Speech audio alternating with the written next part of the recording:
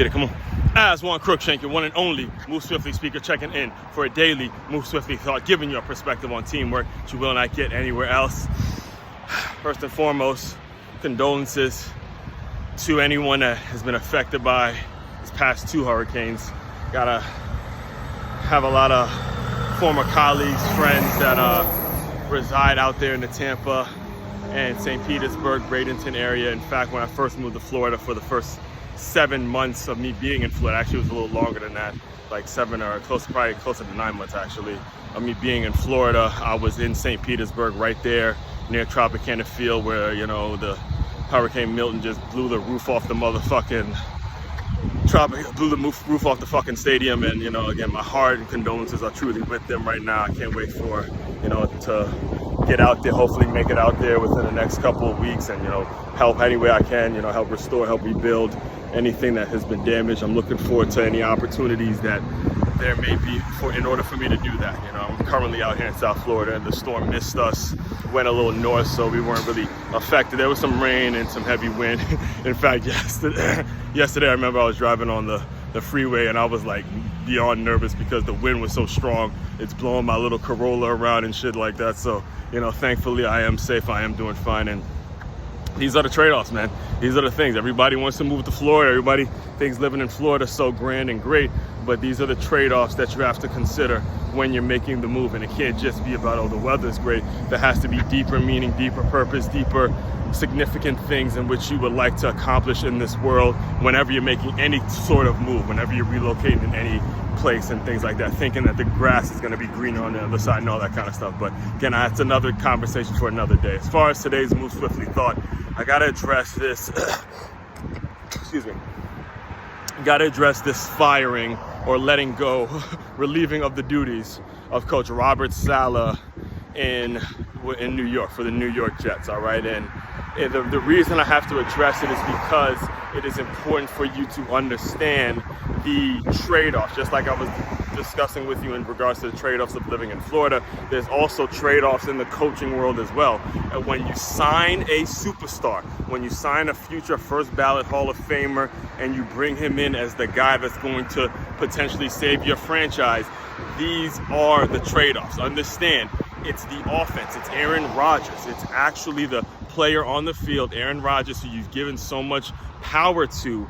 It's him who's underperforming. It's him who's not playing up to par. It's him, is that offense that's not doing all that well in terms of what you expected of him. However, it's the defensive-minded head coach that gets let go. And let me tell you why that he was let go for a justifiable reason, because you gave him this rank. You gave him too much control over the program, over the organization that you need to be the face of. So if you're looking at it from the owner's perspective, if you're looking at it from Woody Johnson's perspective, it's like, look, what is the point? What is the point of having you here if I'm going to spend the money that I've earned and I'm going to give it to Aaron Rodgers and, you know, he's not performing. There's no point in having you here. You basically what's happened is you basically put Aaron Rodgers on the same playing field as Robert Saleh when it comes to the public perception, when it comes to the actual power and the control of the franchise. That's what happens when you decide that you're going to roll with this superstar and not try to bring a younger guy in like a developer, Zach Wilson. And again, said it again, here we go again. Another reason why the NFL, if you don't go to a feeder system, you're going to keep seeing these situations happen over and over and over again where the players are getting too much control over a franchise. Now, I will say that I do respect what Aaron Rodgers said. He went on Pat McAfee's show, I believe it was yesterday, and he cleared the air and he made it very clear that, look, it's a tough business. Number one, it is a tough business, which he's right about. And he made it very clear, look, he didn't want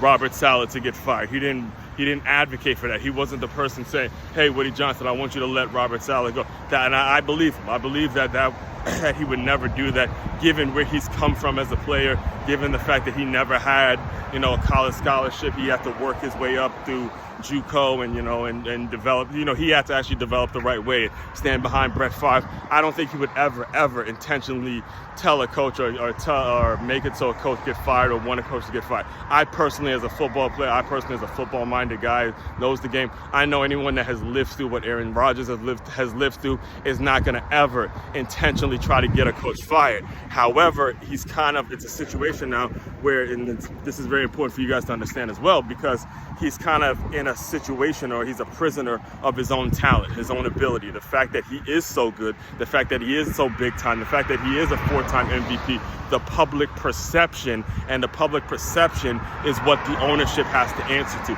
The public perception and the way things look on the outside looking in, the way people are buying his jerseys, the fact that the ticket sales are up and the revenue being generated because people are coming to see Aaron Rodgers play. They're not coming to see Robert Saleh coach, they're coming to see Aaron Rodgers play.